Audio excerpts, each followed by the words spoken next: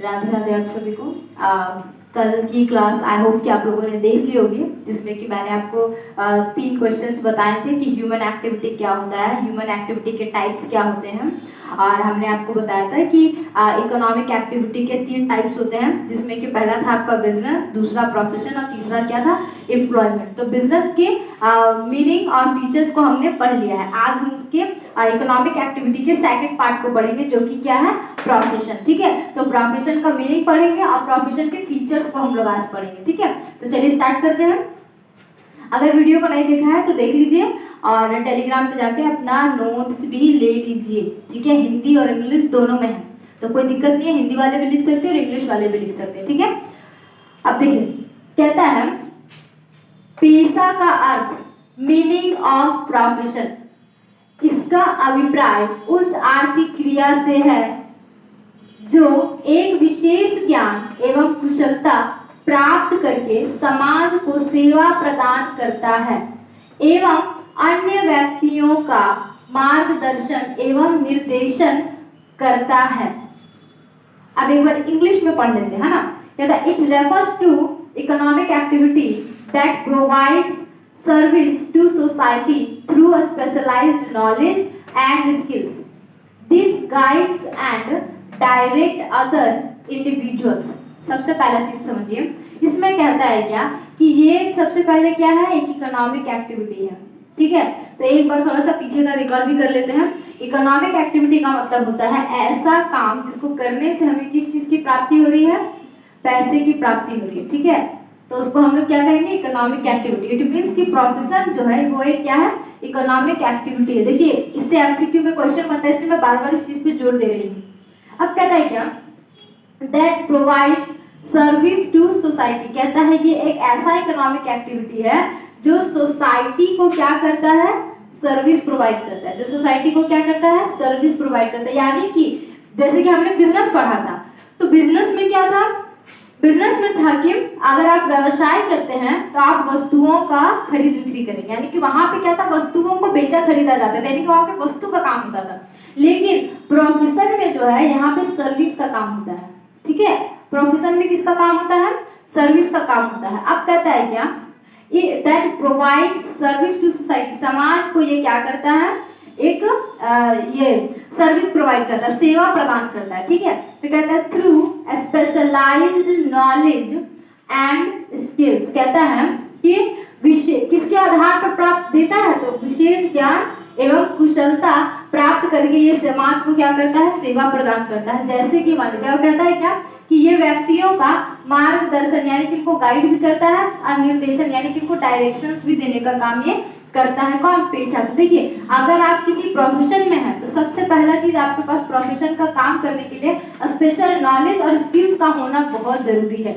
अगर आपके पास special knowledge नहीं है, स्किल्स नहीं है, तो आप प्रोफेशन नहीं कर पाएंगे, क्योंकि प्रोफेशन जो है इसको करने के लिए हमको क्या चाहिए, स्पेशल नॉलेज और स्किल्स का रिक्वायरमेंट है। सबसे पहले समझिए, जैसे कि एग्जांपल में कहा टीचर, डॉक्टर, सीए यानी कि chartered accountant, engineer, lawyer etcetera. अब एक बात बताइए, आप मान लीजिए एक टीचर हैं, ठीक है, तो अगर आप पढ़ा रहे हैं या आप किसी स्कूल्स में पढ़ाना चाहते हैं तो आपको टीचर का जॉब करने के लिए एक स्पेशल नॉलेज का जरूरत तो पड़ेगा, जिसको हम कहते हैं क्या, बीएड, एमएड, एमपीएड, ये सब करते हैं लोग। किस लिए, आप बीएड करेंगे तब आप क्या बनते हैं, टीचर। यानी कि आप प्रॉपर ट्रेनिंग लेने के बाद, प्रॉपर उस चीज की जानकारी लेने के बाद, उसके बाद आप क्या करते हैं, उस सर्विस को ज्वाइन करते हैं और समाज को सेवा प्रदान करते हैं।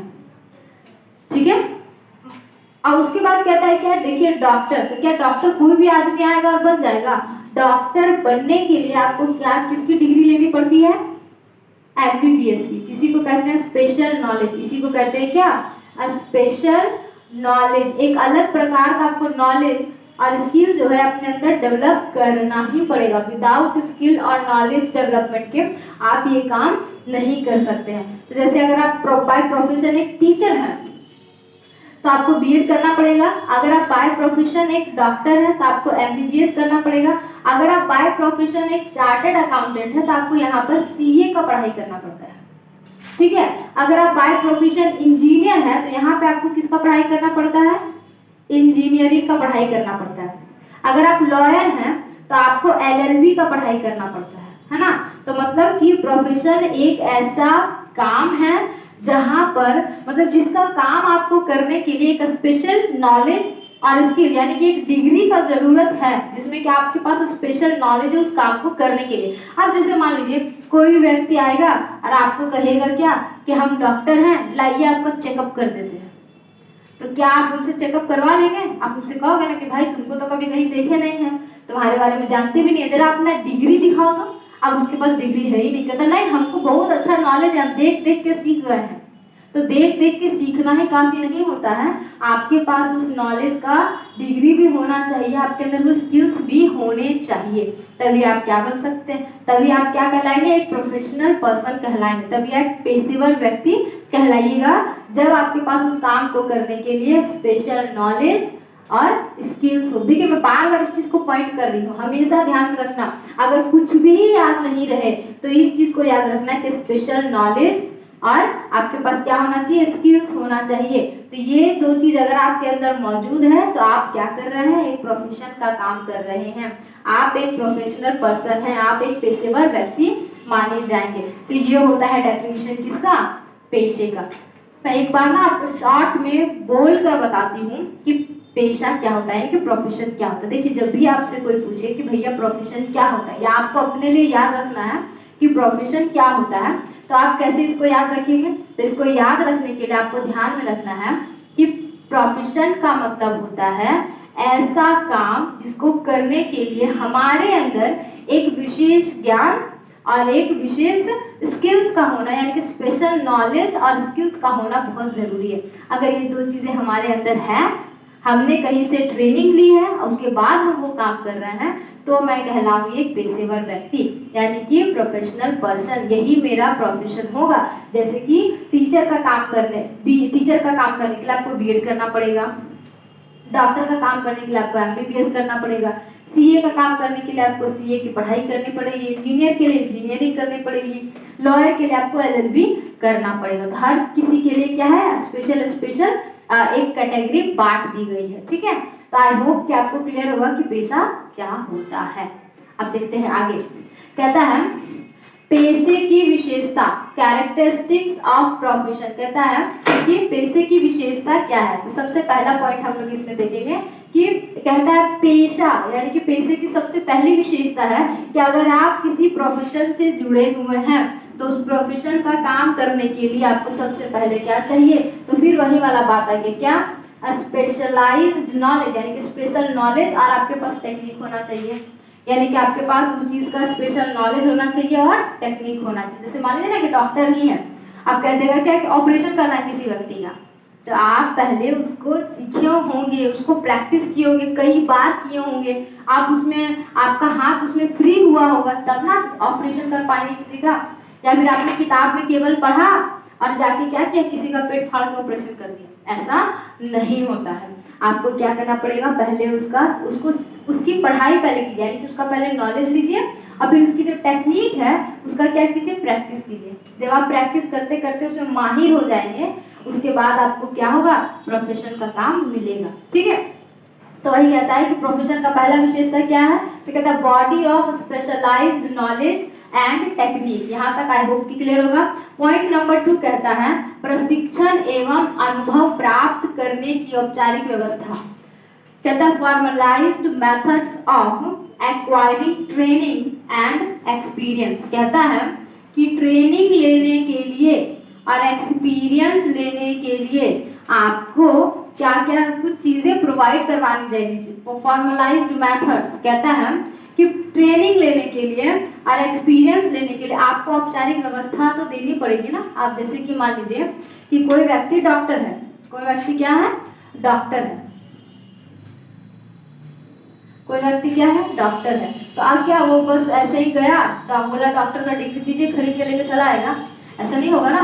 डॉक्टर का पढ़ाई करने के लिए आपको हॉस्पिटल्स में कई कई घंटे जो है वो बिताने पड़ते हैं, कई कई घंटे बिताने पड़ते हैं। तो ये हॉस्पिटल जो है यही आपका औपचारिक व्यवस्था किया गया, मतलब कि भैया हॉस्पिटल में जाइए, वही आपका हॉस्पिटल है, वही आपका कॉलेज भी है, वहीं पर आप क्या कीजिए, मरीजों के साथ अपना जीवन व्यतीत कीजिए, वहीं पे आप मरीजों के साथ रहिए, एक्सपीरियंस कीजिए उन चीज़ों को सीखिए, और उसके बाद क्या कीजिए, आप एक डॉक्टर के रूप में उसके बाद नियुक्त होंगे।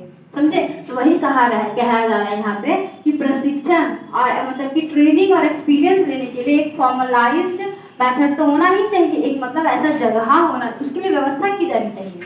ठीक है, जैसे कि मान लीजिए मैं आपको पढ़ा रही हूँ, तो मेरे पास एक क्लासरूम है, एक बोर्ड है, पंखा है, एक ट्राइपॉड है, एक माइक है मेरे पास, है ना, तो यहाँ पे बेंचेस वगैरह लगे हुए हैं, जिसका मतलब क्या एक मैंने व्यवस्था करके रखी है ना, तब मैं आपको पढ़ा पा रही हूँ। तो वही चीजें होती हैं कि अगर आप प्रोफेशन का काम कर रहे हैं तो उस प्रोफेशन को काम को करने के लिए आपके पास भी एक व्यवस्था होनी चाहिए, उस काम को सीखने के लिए आपके पास एक व्यवस्था होनी चाहिए। तो वही कहता है कि जैसे कि अगर आप डॉक्टर हैं तो आप क्या कीजिए, हॉस्पिटल में रह के समय बिताइए और वहाँ पे डॉक्टर का नॉलेज लीजिए। अगर आप एक टीचर हैं तो आप बच्चों के साथ स्कूल में रह के समय बिताइए, ठीक है, ट्रेनिंग लीजिए वहाँ पे। अगर आप सीए हैं तो जो सीनियर सीए हैं आपके, उसके अंदर आप क्या कीजिए, काम कीजिए, वो जो भी काम देगा आपको उस काम को सीखिए। अगर आप एक लॉयर हैं तो आप भी क्या अपने सीनियर लॉयर के साथ रह के इसमें ट्रेनिंग लिया जाता है। और इंजीनियर है तो इंजीनियर में भी क्या किया जाता है कि जैसे रेलवे वगैरह में देखते होंगे आप, इंजीनियर होता है जिसमें ये क्या कहते हैं, रेलवे वगैरह में भी जैसे इंजीनियर वगैरह होता है तो उनको दूर दूर भेजा जाता है। ठीक है, किस चीज़ के लिए भेजा जाता है, तो कहता है कि अप्रेंटिसशिप के लिए भेजा जाता है ना, कि आप आपका वहाँ पे 1 साल का अप्रेंटिसशिप है, वहाँ पे जाके काम कीजिए, काम को सीखिए, उसको एक्सपीरियंस कीजिए। जब आप उस काम को सीख जाएंगे तो आपको एक सर्टिफिकेट मिलेगा कि हाँ भैया ये जो व्यक्ति है ये एक्सपीरियंस्ड व्यक्ति है। ठीक है, तो वही यहाँ पे कह रहा है कि उस चीज़ को सीखने के लिए, एक्सपीरियंस करने के लिए सरकार को आपको क्या करना पड़ेगा, वो व्यवस्था देनी पड़ेगी। आई होप कि ये सेकंड पॉइंट भी क्लियर होगा। अब हम लोग देखते हैं थर्ड पॉइंट। ठीक है, कहता है प्रतिनिधि पेशेवर संघ का होना, कहता है establishment of representative professional association.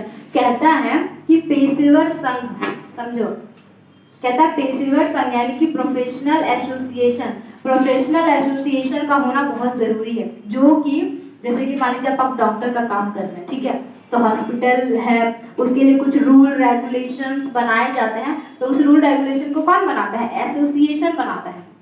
आपको कितना बजे से कितना बजे तक काम करना है, उस काम को करने के लिए आपकी उम्र क्या होनी चाहिए, आपको कितना एक्सपीरियंस होना चाहिए, ये सारा चीज़ जो होता है ये कहाँ से आता है, एसोसिएशन। ये सारे नियम कानून कौन बनाता है, एसोसिएशन बनाता है। आपको कितने बजे आना है, कितने बजे आपको छुट्टी लेना है, किस दिन छुट्टी होगी, इन सारी चीज़ों के बारे में जो बात विचार किया जाता है ये सब कौन करता है, एसोसिएशन करता है। अब उसके बाद कोड ऑफ कंडक्ट, जिसको हम लोग आचार संहिता कहते हैं, वो सब कौन बनाता है, एसोसिएशन बनाता है। तो कोड ऑफ कंडक्ट में क्या होता है, रूल रेगुलेशंस, नियम, आपको कैसे ईमानदारी के साथ काम करना है, ये सारी चीजें बताता है कौन, एसोसिएशन बताता है। समझे?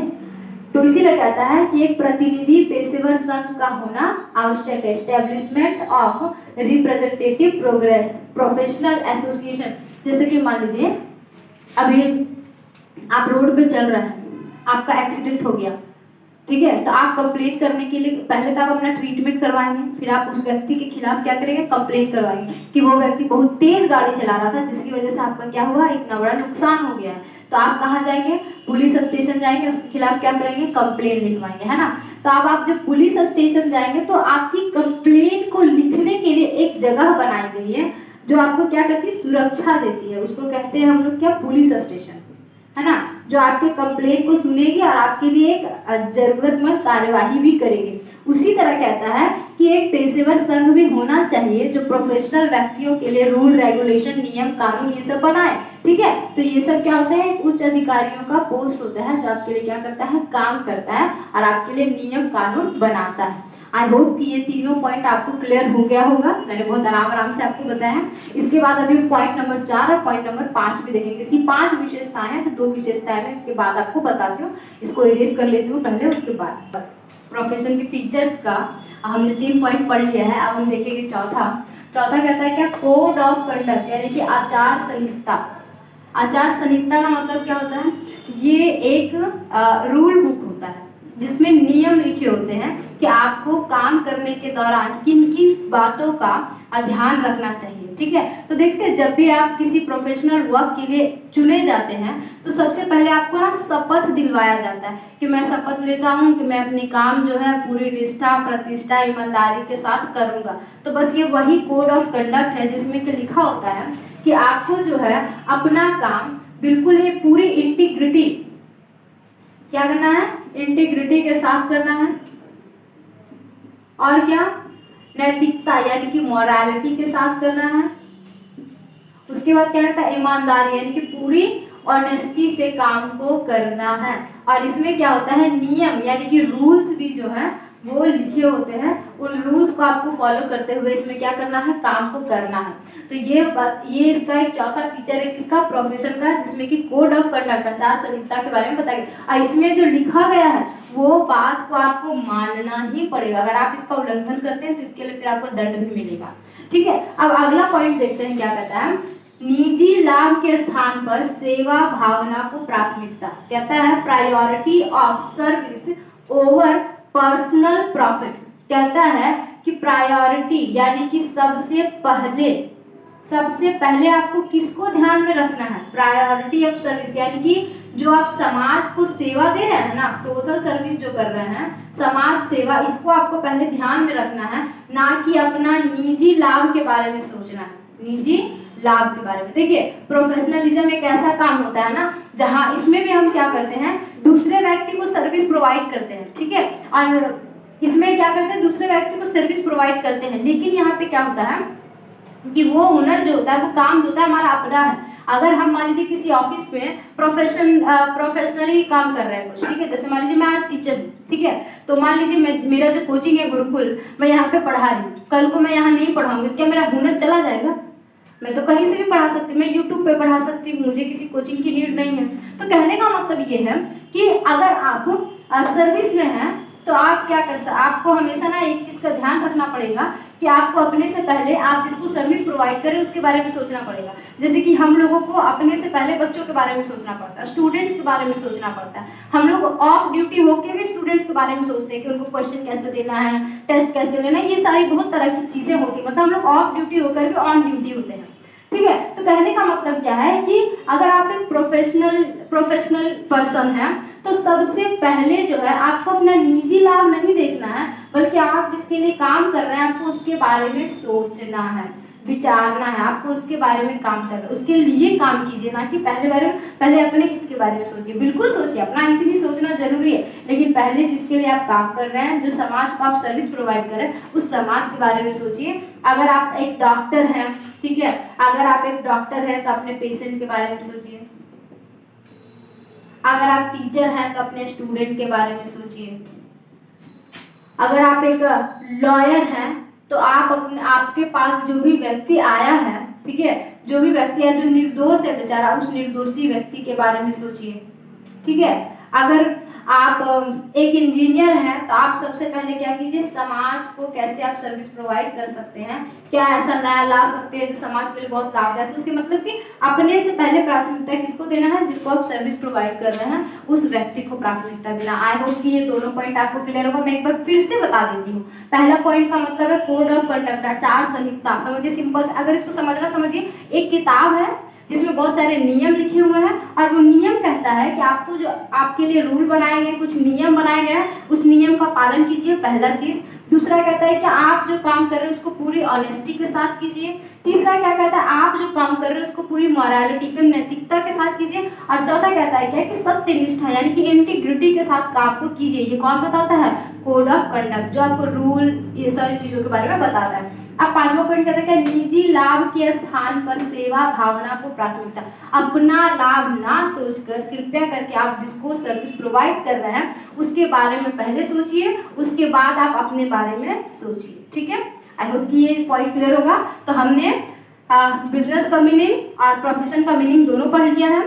हमने बिजनेस का कैरेक्टरिस्टिक्स यानी कि फीचर्स, और हमने क्या कहते हैं प्रोफेशन का फीचर्स, ये दोनों पढ़ लिया। अब हम अगला क्वेश्चन की तरफ मूव करेंगे, जो कि हमारा क्या है, एम्प्लॉयमेंट, यानी कि इकोनॉमिक एक्टिविटी का जो तीसरा पॉइंट है वो क्या है, एम्प्लॉयमेंट है। ठीक है, रोजगार क्या होता है इसके बारे में समझिए। सिंपल सा चीज है, रोजगार जो है ये क्या होता है, तो रोजगार इसको कहते हैं इंग्लिश में एम्प्लॉयमेंट।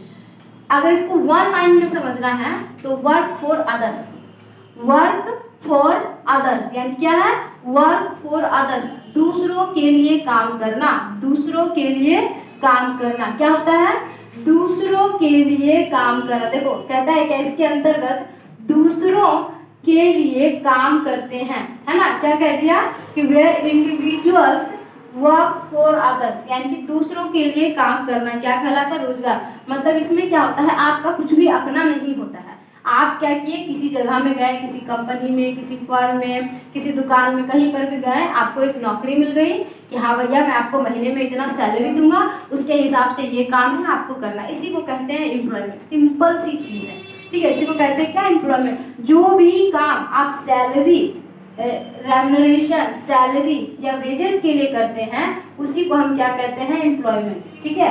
इसमें इसको अगर एक लाइन में समझना है तो बार बार ना क्वेश्चन से एमसीक्यू में ये आता है कि एम्प्लॉयमेंट क्या है, दूसरों के लिए काम करना और बदले में रेम्युनरेशन, सैलरी या वेजेस पाना, इसी को कहते हैं एम्प्लॉयमेंट। फिर इससे ध्यान में रखिएगा कि देखो अलग से पढ़ना ना पड़े, क्लास में ही समझो, इसलिए मैं बातों को बार बार रिपीट करती हूँ ताकि आपके दिमाग में क्या वो चीजें बैठ जाती। तो कहता है क्या कि ये एक इकोनॉमिक एक्टिविटी है, ये तो क्लियर है, ये तीनों ही क्या है, एक इकोनॉमिक एक्टिविटी है। बिजनेस, प्रोफेशन और एम्प्लॉयमेंट तीनों ही एक इकोनॉमिक एक्टिविटी है, ठीक है। अब कहता है इसमें क्या कि दूसरों के लिए काम करना ही एम्प्लॉयमेंट कहलाता है, बदले में पारिश्रमिक, वेतन या मजदूरी पाना ही क्या है, आपका रोजगार है। तो कहता है individuals works for others and receive remuneration, salary और वेजेस, यही क्या कहलाता है, एम्प्लॉयमेंट कहलाता है। दूसरों के लिए हम जो काम करते हैं और जो पैसा हमको मिलता है वही क्या है हमारे लिए, एम्प्लॉयमेंट है। अब देखिए जस्ट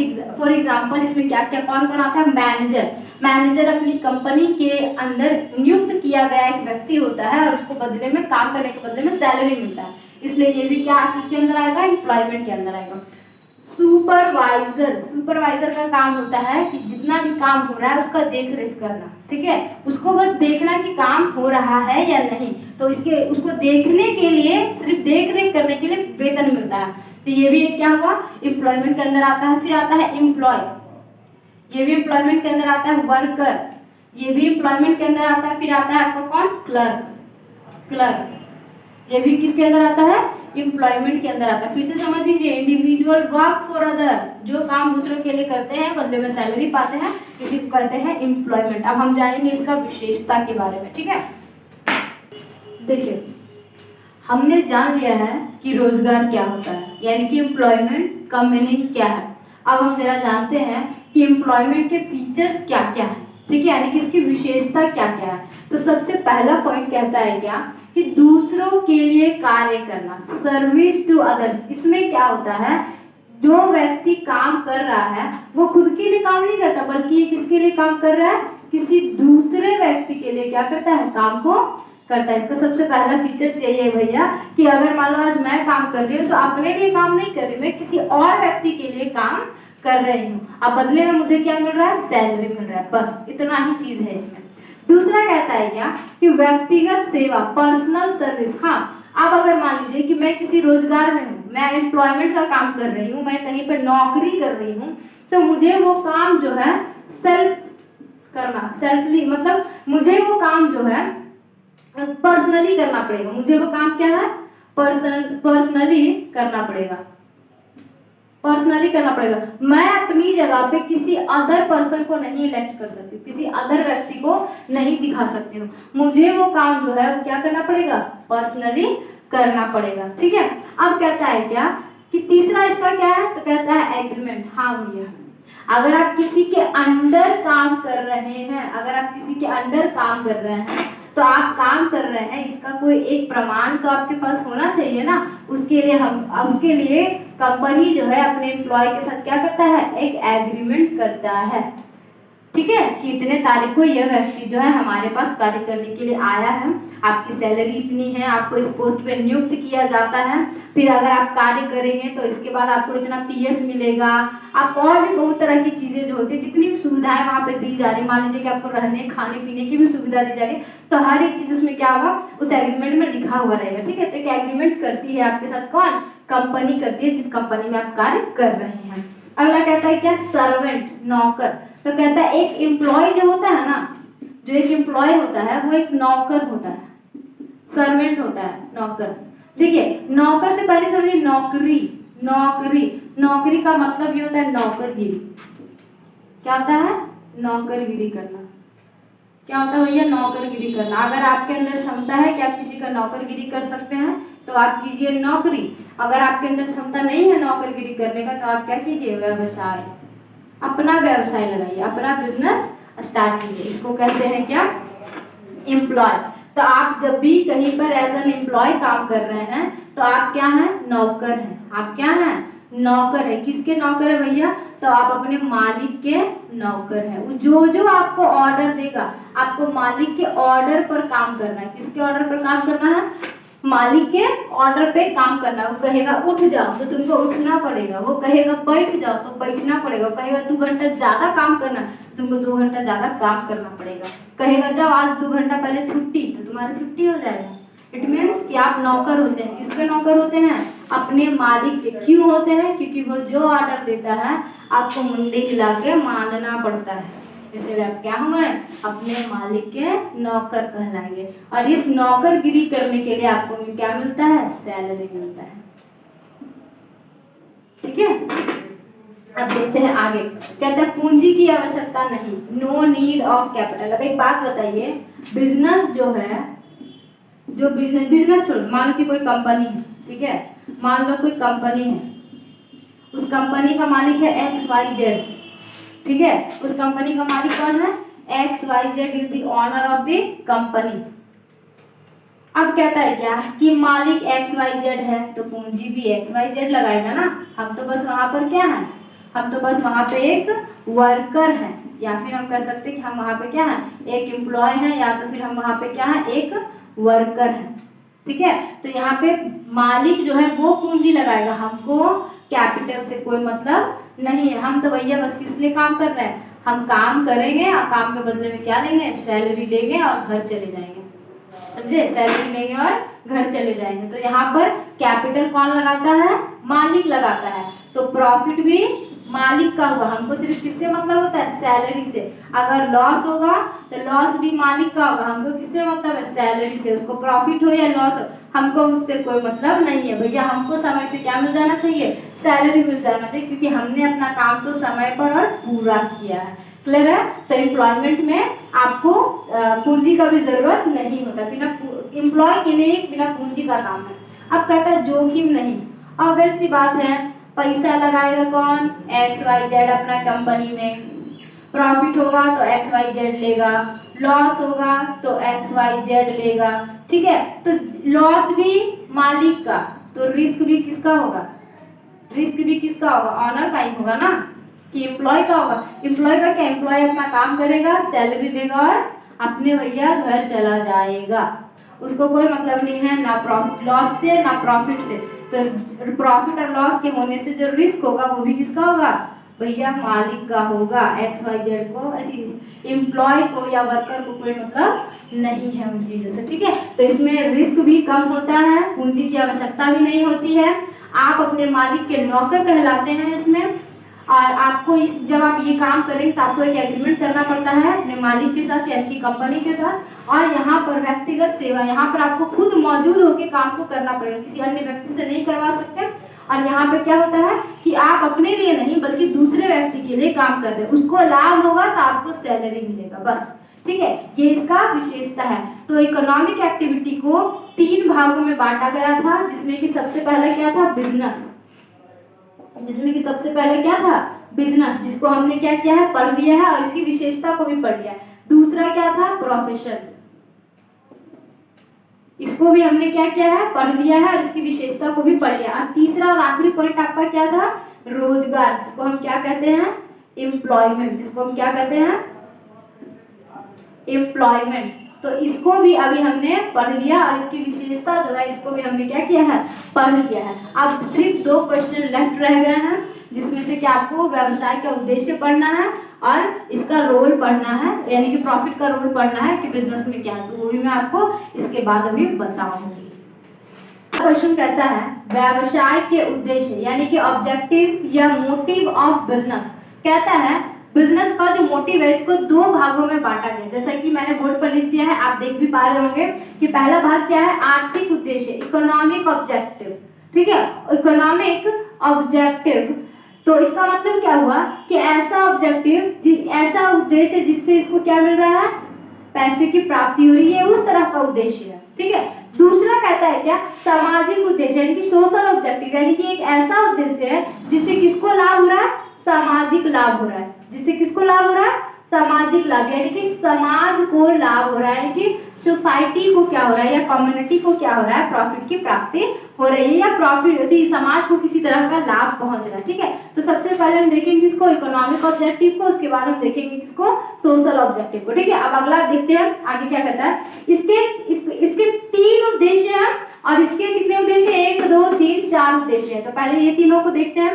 कहता है क्या, लाभ अर्जन, प्रॉफिट मेकिंग।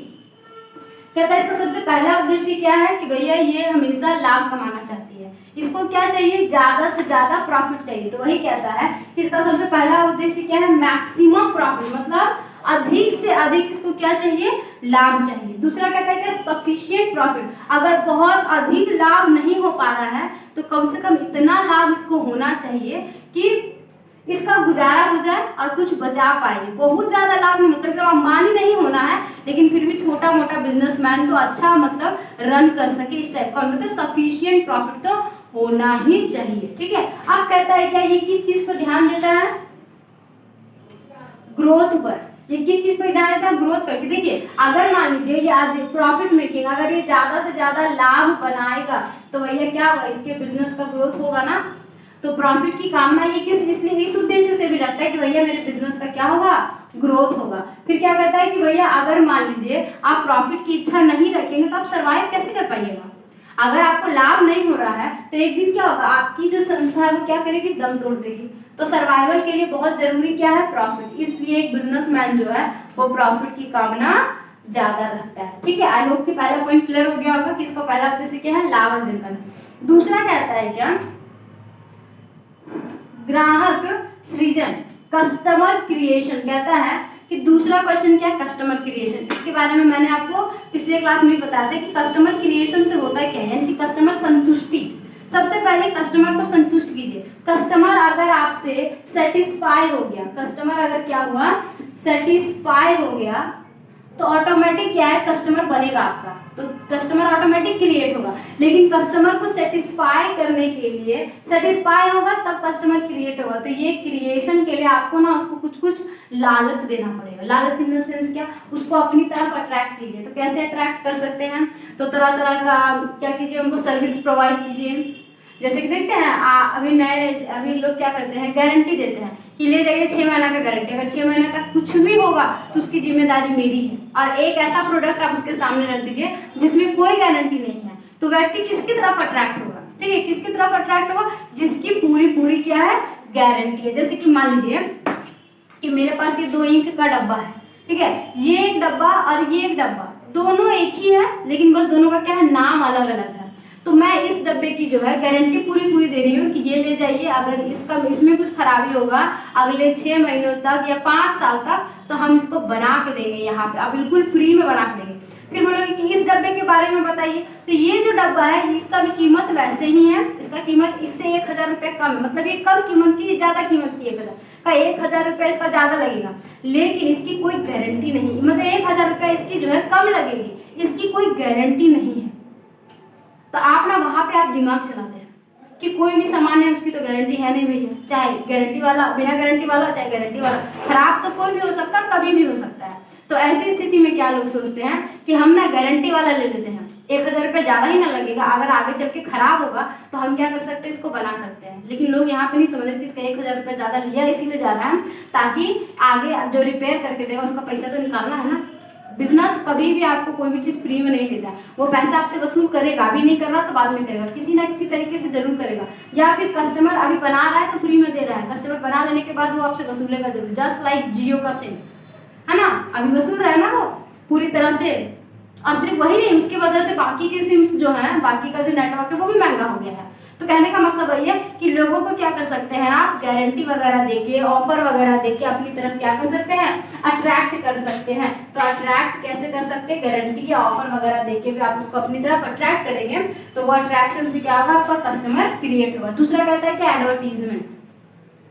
आप क्या कर सकते हैं, अगर आपको अपने पास कस्टमर बुलाना है, अगर आपने कोई प्रोडक्ट बनाया है तो कस्टमर को सपना थोड़ी आएगा सोए सोए कि भैया आपने कोई प्रोडक्ट बनाया है, उसको पहले बताना पड़ेगा। देखते हैं लोग बड़ा बड़ा सुपरस्टार लोग को हायर करता है, जैसे पेप्सी का प्रचार करने के लिए सलमान खान आ गया, सलमान खान ने बस पेप्सी का बोतल ही पकड़ दिया ना, पेप्सी चल जाएगी। तो वो लोग बड़ा बड़ा सुपरस्टार को बुलाता क्यों है, ताकि उसके नाम पर क्या कर सके, एडवर्टीजमेंट करवा सके। अब आप देख लोगे कि भैया पेप्सी कौन पी रहा था, सलमान खान पी रहा था, तो आपके दिमाग में ये चीज आ जाएगा। अगर आप जब कोल्ड ड्रिंक पीने जाओगे कुछ समझ में नहीं आएगा तो तुमको सबसे पहला नजर पड़ेगा पेप्सी पे, बोलोगे पेप्सी है तो 7 अप है, कोका कोला है, कौन सा चाहिए, तो सलमान खान तुम्हारा फेवरेट एक्टर है, तुमको याद आ गया कि सलमान खान क्या पी रहा था, पेप्सी पी रहा था, तुम बोलो भैया पेप्सी दे दो, है ना। एडवर्टीजमेंट का ये फायदा होता है कि आप जितना बड़ा एक्टर से एडवर्टीजमेंट कराएंगे उसका प्रोडक्ट जो है उतना ज्यादा क्या करेगा, मतलब वो प्रोडक्ट जो है उतना ज्यादा कस्टमर को अपनी तरफ खींच कर लाएगा, अपनी तरफ अट्रैक्ट करेगा। अब एक चीज और क्या है कि आप कस्टमर क्रिएट कर सकते हैं, ग्राहक बना सकते हैं। तो कहता है गुड क्वालिटी प्रोडक्ट। एक बहुत अच्छा क्वालिटी का अगर आप प्रोडक्ट दीजिएगा ना तो वो देखने में बड़ा अच्छा लगता है।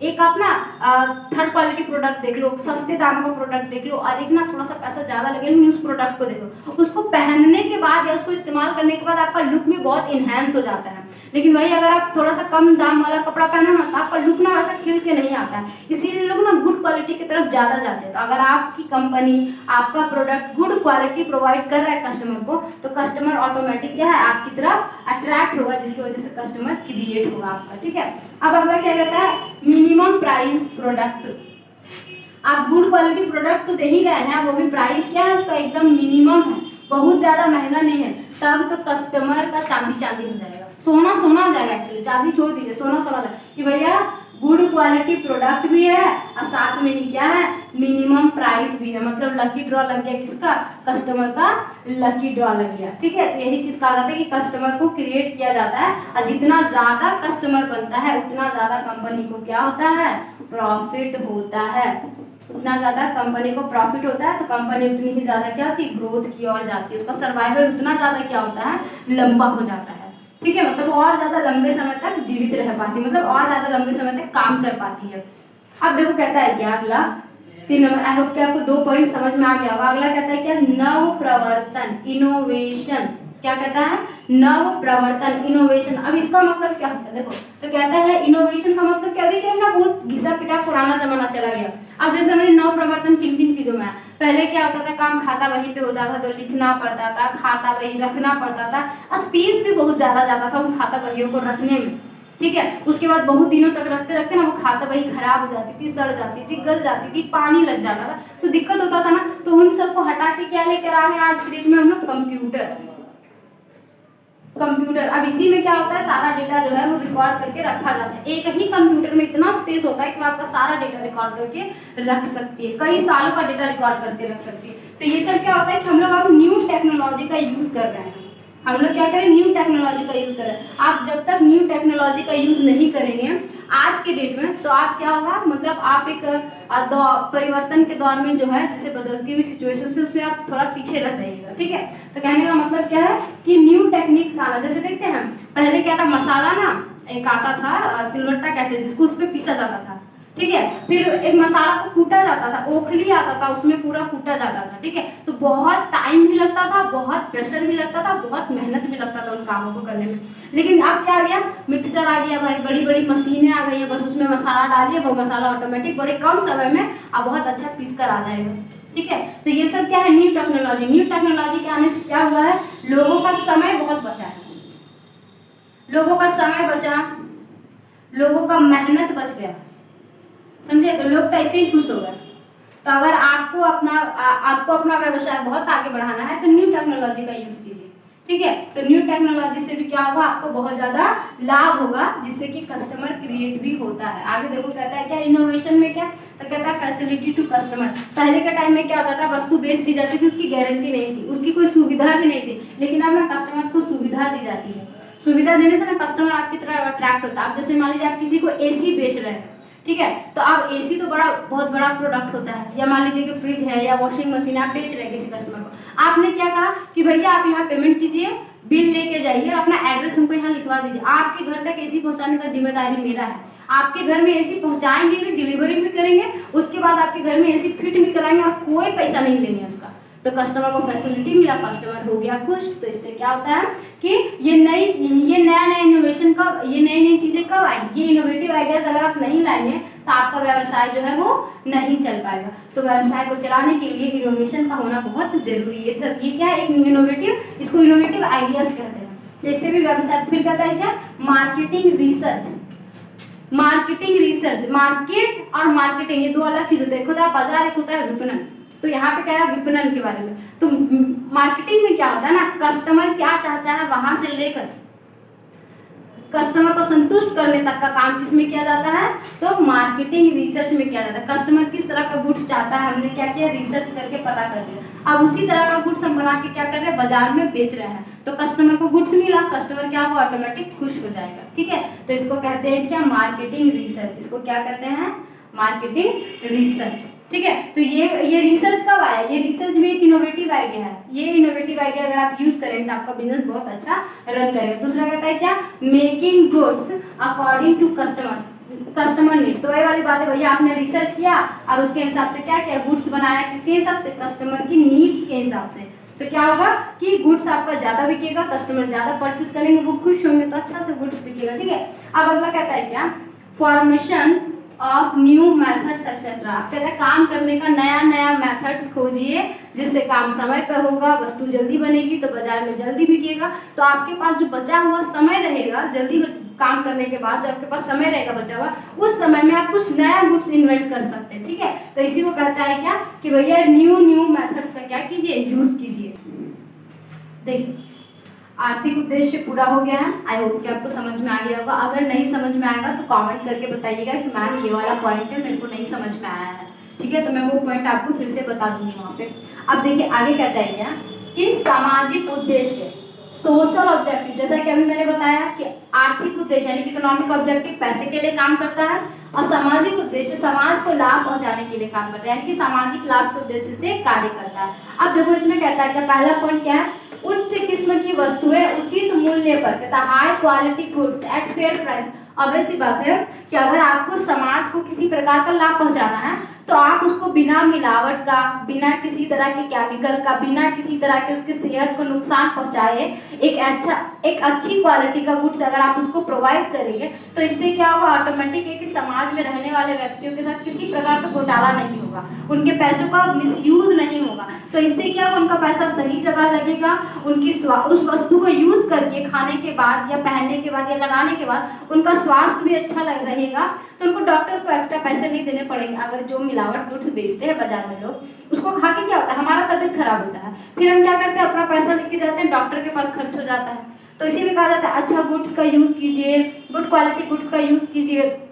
तो इससे क्या होगा, आपकी सेहत भी अच्छी रहेगी, आपका खान पीना अच्छा रहेगा, तो आपका पैसा भी फालतू जगहों पर इन्वेस्ट नहीं होगा। तो इससे क्या होगा, समाज में रहने वाले व्यक्ति जो है वो ज्यादा सेविंग्स कर पाएंगे। ज्यादा सेविंग्स करेंगे तो उससे क्या होगा, उनको लाभ होगा ऑटोमेटिक। तो ये बिजनेस का एक पहला उद्देश्य होता है कि उनको बिना मिलावट वाली अच्छी क्वालिटी का गुड्स जो है उनको अच्छी कीमत पर दीजिए। तो अच्छी कीमत पे दीजिएगा, फेयर प्राइस पे दीजिएगा, बहुत ज्यादा हाई प्राइस नहीं दीजिएगा। तो ऑब्वियस सी बात है ऑटोमेटिक क्या होगा, उसको अच्छा गुड्स मिलेगा, अच्छा पेमेंट पे मिलेगा, तो पैसा कम लगेगा तो पैसा बचेगा, तो वो उस पैसे का इस्तेमाल कहीं और भी कर सकता है। तो इसीलिए इससे क्या होता है, समाज को एक तरह का लाभ होता है। दूसरा पॉइंट कहता है क्या, समाज के विकास में योगदान, कंट्रीब्यूशन टू सोशल डेवलपमेंट। आज के डेट में ना पैसा सबके पास है, लेकिन जो मतलब पैसा सबके पास नहीं है, बहुत लोग ऐसे हैं जिसके पास पैसे की बहुत कमी है, मतलब कमा सकते हैं पैसा जो है कमा सकते हैं, लेकिन उस पैसे का सही यूज करके अपना ग्रोथ कैसे करना है,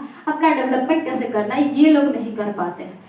तो वही कहता है कि बिजनेस जो होता है वो समाज के विकास के लिए भी क्या करता है, योगदान देता है। जैसे कि मान लीजिए कि उसने सब कंपनी ने क्या किया, कोई एनजीओ बना दिया गरीब बच्चों के लिए, या जो अनाथ बच्चे हैं उसके लिए, या अनाथ आश्रम खोल दिया, या क्या किया, सड़क बनवा दिया, तो क्या आने जाने का रास्ता अच्छा हो गया, तो समाज का इससे क्या होता है, विकास होता है। स्कूल्स खोल दिए, कॉलेजेस खोल दिए, तो इससे क्या होता है, समाज का विकास होता है। ठीक है, स्कूल खोल दिया, कॉलेजेस खोल दिया, लाइब्रेरीज खोल दी, तो बच्चे वहां पढ़ पाते हैं, फ्री में खोल दिया, ठीक है, या फ्री में कहीं डेली खाना बना के खिला रहे हैं, तो ये सब क्या हुआ, ये सब समाज के विकास में बहुत बड़ा योगदान देता है। ठीक है, तो ये इससे ये भी क्या होता है कि एक समाज को लाभ पहुंचाता है। अगला उद्देश्य कहता है क्या, विनियोजकों को उचित लाभ, फेयर रिटर्न टू इन्वेस्टर्स। कहता है विनियोजकों को उचित लाभ की प्राप्ति कैसे होती भैया, तो कहता है विनियोजकों को उचित लाभ की प्राप्ति कैसे होती। देखिए क्या होता है ना, कभी कभी बिजनेसमैन लोग क्या करता है, बहुत हाई प्रॉफिट होता है उनको, ठीक है, लेकिन वो क्या करते हैं, अपने इन्वेस्टर्स को बताते नहीं है, नहीं बताते हैं, जिसके कारण उनको जितना पैसा, मतलब जितना पैसा लगाने के बाद उनको रिटर्न मिलना चाहिए उतना रिटर्न मिल नहीं पाता है। तो एक उद्देश्य ये भी होता है कि भैया जो समाज में रहने वाले व्यक्तियों ने, इन्वेस्टर्स ने हमारे कंपनी में जो पैसा लगाया है, तो एक काम कीजिए, उसको फेयर रिटर्न दीजिए, यानी कि उसको, उसका जितना पैसा बन रहा है उसको उतना पैसा वापस कीजिए। ठीक है, तो इससे क्या होगा, उसको लाभ होगा। अब उसको लाभ होगा तो वो उन पैसों का इस्तेमाल कहाँ करेगा, अपना जीवन यापन करने में। तो इससे क्या होगा, अगर उसको अच्छा खासा पैसा मिलेगा तो इससे क्या होगा, उसका रहन सहन का स्तर भी क्या होगा, बढ़ेगा। तो इसके साथ जो धोखाधड़ी हो रही थी उसको क्या किया जाता है, बंद किया जाता है। तो विनियोजकों को जितना प्रॉफिट आपको हुआ है कंपनी में, आप अपने इन्वेस्टर्स को उतना ही हिसाब से उसका परसेंटेज जितना बना उतना प्रॉफिट वापस कीजिए। तो इससे क्या होगा, विनियोजकों को लाभ होगा। तो विनियोजक कौन होते हैं, समाज में रहने वाले व्यक्ति ही इन्वेस्टर्स होते हैं। ठीक है, आई होप कि ये 3 पॉइंट क्लियर होगा। अगला कहता है क्या, रोजगार उत्पन्न कराना। आज के डेट में सबसे बड़ा प्रॉब्लम किसका है, प्रोवाइडिंग एम्प्लॉयमेंट का। हर दूसरे दिन यूथ जो है सरकार के ऊपर सरकार की आलोचना करते हुए कहते हैं कि हमारे पास रोजगार नहीं है, रोजगार नहीं दे रहे हैं आप, इस तरह की बहुत सारी चीजें होती हैं। तो ये समस्या भी है एक समाज की, जिसको दूर करने के लिए बिजनेस जो है, कंपनीज जो है, जो बिजनेस है वो क्या करती है, अपनी कंपनी में भर्ती लेती है, भर्ती चालू करती है, जिससे क्या होता है कि हमारे देश का आधा से ज्यादा गरीबी और बेरोजगारी जो है वो कम होती है। तो इससे एक लाभ क्या हुआ समाज को कि भैया जितने बेरोजगार लोग समाज में बैठे हुए थे उनकी बेरोजगारी कम हुई, उनको पैसा मिलना शुरू हुआ। तो इस पैसा मिलने से क्या होता है कि उनको ज्यादा लाभ होता है, तो रहन सहन का स्तर बढ़ता है। तो इसका ये 2 डिफरेंस था। अगर आप इतना याद नहीं रख सकते हैं तो आप सिर्फ क्या करेंगे, इसके मेन जो टॉपिक्स है ना, आप उन टॉपिक्स को याद रखें। देखिए मैंने समझाने के लिए आपको इतना लंबा बताया है, लेकिन आपको याद क्या रखना है, सिर्फ टॉपिक याद रखेंगे तो आपका एमसीक्यू आराम से बन जाएगा। ठीक है, अब हम लोग लास्ट क्वेश्चन एक और बचा हुआ है, वो क्वेश्चन पढ़ लेंगे। इसके बाद खत्म नहीं हुआ ये चैप्टर, आपको एमसीक्यू पढ़ना है मेरे साथ। ठीक है, मैं आपको एमसीक्यू का भी वीडियो दूंगा और वो मोस्ट इंपॉर्टेंट है, वो मोस्ट इंपॉर्टेंट एमसीक्यू बिल्कुल नहीं छोड़िएगा। ठीक है, एमसीक्यू ही आपको करना, आपका सबसे मेन चीज वही है। इतना पढ़ाने का मतलब यही है कि आपको एमसीक्यू बनाने में आसानी हो। देखिए ये इस चैप्टर का आखिरी क्वेश्चन है। ठीक है, अब देखिए कहने का मतलब क्या है, यहाँ पे क्वेश्चन नंबर 10 ये आपका लास्ट क्वेश्चन है चैप्टर नंबर पीएचडी के चैप्टर नंबर 1 का। ठीक है, तो देखिए आगे कहता है क्या, व्यवसाय में लाभ की भूमिका। कहता है role of profit in business. कहता है कि बिजनेस के अंदर भैया प्रॉफिट का रोल क्या है, प्रॉफिट का आपको रोल बताना है। भैया बिजनेस में प्रॉफिट जो है किस तरह के हीरो का रोल कर रहा है। ये सबसे बड़ा हीरो होता है, ये नायक नहीं, ये महानायक है, सुपर हीरो। अगर प्रॉफिट नहीं होगा आपका बिजनेस में कुछ नहीं होगा, कुछ भी नहीं होगा, बस आप कछुए की चाल में क्या है, अपना व्यवसाय को चला रहे हैं, बस यही चीजें होंगी। आप देखो आगे कहता पॉइंट नंबर 1, लंबे समय तक जीवित रहने के लिए फॉर लॉन्ग सर्वाइवल। अगर आपको अपना व्यवसाय जो है सालों साल चलाना है, क्या चलाना है, सालों साल एकदम आने, मतलब मान लो सपोज 100 साल, आने वाले 200 साल तक चला, मतलब चाहते हैं कि आज आप चला रहे, आपकी आने वाली जो पीढ़ी है, नेक्स्ट जनरेशन है, वो भी आपका व्यवसाय चलते रहे। तो उसके लिए प्रॉफिट का होना बहुत जरूरी है। जैसे कि आप देखिए कि आज मुकेश अंबानी हैं, उनके पिताजी जो थे उन्होंने अपना व्यवसाय लगाया था।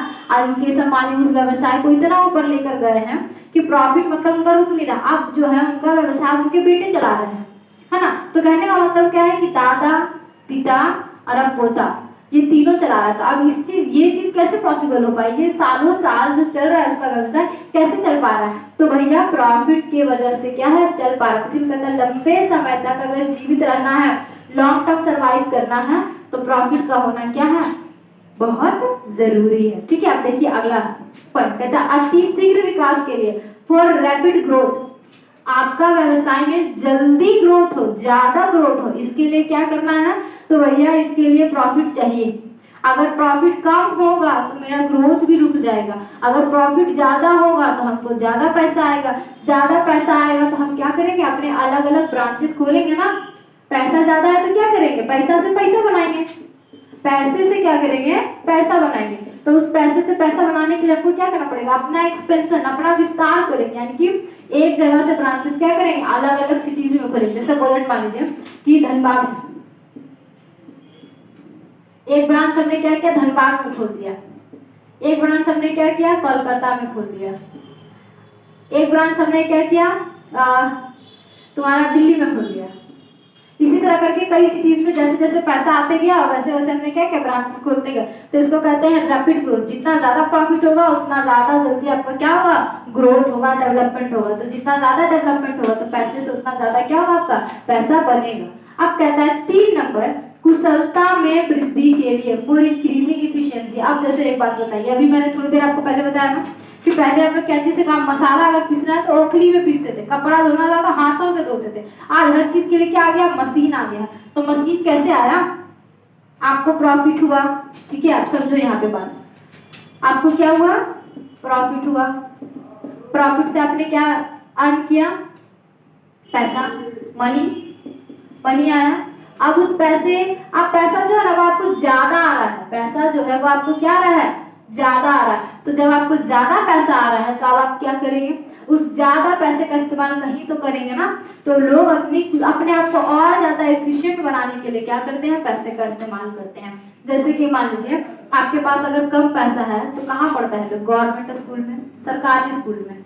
पैसा आपके पास ज्यादा है तो वो कहाँ पढ़ते हैं, प्राइवेट स्कूल में। पैसा और ज्यादा है तो वो कहाँ पढ़ते हैं, दूसरे बड़े बड़े शहरों में जाके पढ़ते हैं, बड़ी बड़ी सिटीज में जाके पढ़ते हैं। और ज्यादा पैसा है तो कहाँ भेज दिया जाता है, भैया जाइए अमेरिका पढ़ के आइए, लंदन पढ़ के आइए, ये सब जगहों के दूसरा देश ही बदल देता है ना। ज्यादा पैसा होता है तो वही कहता है कि पैसा जब ज्यादा होता है ना तो हम क्या करते हैं, अपनी इंक्रीजिंग एफिशिएंसी, अपनी एफिशिएंसी को इंक्रीज करने के लिए हम क्या करते हैं, काम करते हैं। ठीक है, तो कुशलता में वृद्धि लाने के लिए भी प्रॉफिट का बहुत ज्यादा जरूरत है। अगला कहता है क्या, प्रतिष्ठा एवं पहचान बनाने के लिए, for building Prestige and recognition. कहता है कि मार्केट में आपका नाम कैसे बनेगा, मार्केट में आपका नाम कैसे बनेगा, जब आप वहां पे कुछ अलग काम करके दिखाएंगे तब ना।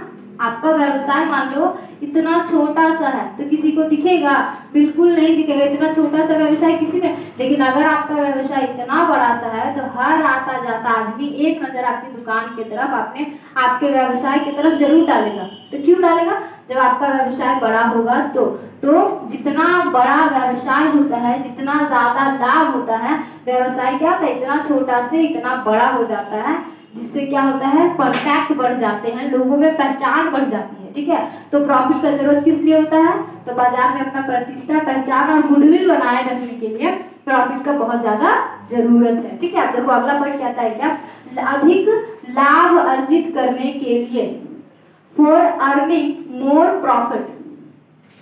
अब कहता है अधिक लाभ अर्जित करने के लिए क्या चाहिए भैया, प्रॉफिट चाहिए। मतलब अधिक लाभ का रोल क्या है, लाभ में फिर कहता है कि अधिक लाभ अर्जित करने के लिए, मतलब लाभ के लिए लाभ का होना जरूरी है, मतलब प्रॉफिट के लिए प्रॉफिट का होना जरूरी है। क्या बात, क्या पॉइंट है बताओ, कोई सेंस है, इसका सेंस बहुत बड़ा है। अब जानो क्या, सबसे पहले क्या होता है, आपको लाभ हुआ, सबसे पहले क्या हुआ, आपको प्रॉफिट हुआ, आपको उस प्रॉफिट से क्या मिला, धन, जिसको हम कहते हैं क्या, मनी या वेल्थ कहते हैं। अब उस मनी को आपने कहाँ लगाया? अपने बिजनेस में। अब उस बिजनेस मतलब पहले से आपके पास एक बिजनेस था, एक बिजनेस पहले से था, आपने क्या किया? एक दूसरा बिजनेस खोला। अब यहाँ से भी प्रॉफिट आ रहा है और यहाँ से भी प्रॉफिट आ रहा है। अब जो प्रॉफिट आ रहा है वो प्रॉफिट अब क्या हुआ? वो प्रॉफिट भैया अब क्या हुआ? डबल हो गया। वो प्रॉफिट अब क्या हुआ? डबल हो गया, 2 गुना हो गया। वो प्रॉफिट जो है अब क्या हुआ? 2 गुना हो गया। तो इसी को कहते हैं लाभ, अधिक लाभ अर्जित करने के लिए, यानी कि प्रॉफिट मतलब अर्निंग मोर प्रॉफिट, ज्यादा प्रॉफिट कमाने के लिए भी आपको प्रॉफिट का जरूरत है। प्रॉफिट को डबल कर दिए, अब डबल प्रॉफिट होगा तो डबल से क्या होगा? ट्रिपल हो जाएगा, ट्रिपल से क्या होगा? ट्रिपल हो जाएगा। तो यही चीजों को कहते हैं क्या? More profit. प्रॉफिट कमाने के लिए प्रॉफिट का जरूरत पड़ता है। ठीक है, अब देखिए इतना काम हो जाने के बाद मैं आपको, ये आपका लास्ट क्वेश्चन था जो कि कंप्लीट हो गया है। आई होप कि आपको समझ में आ गया होगा। ठीक है, अगर आप इतना नहीं याद रख सकते तो आपको मैंने क्लियर शॉर्ट में बता दिया है कि आपको सिर्फ पॉइंट्स को याद रखना है। अब मैं आपको एक चीज और फिर से बता देती हूँ कि इस हर क्लास के खत्म होने के बाद, चाहे वो अकाउंटेंसी का क्लास हो, चाहे वो बीएसटी का क्लास हो, या इको का हो, या फिर ईटीपी का हो, हर एक चैप्टर खत्म होने के बाद मैं आपको उस चैप्टर का क्या बताऊंगी? एमसीक्यू बताऊंगी। उस चैप्टर का क्या बताऊंगी? एमसीक्यू बताऊंगी। उस चैप्टर का क्या बताऊंगी? एमसीक्यू बताऊंगी। हर चैप्टर खत्म होने के बाद उसका मैं आपको एमसीक्यू बताऊंगी। तो आप इसका क्लास बिल्कुल मत छोड़िएगा, और इसका क्लास तो उससे भी बिल्कुल मत छोड़िएगा, एकदम मत छोड़िएगा, क्योंकि ये आपके लिए क्या है?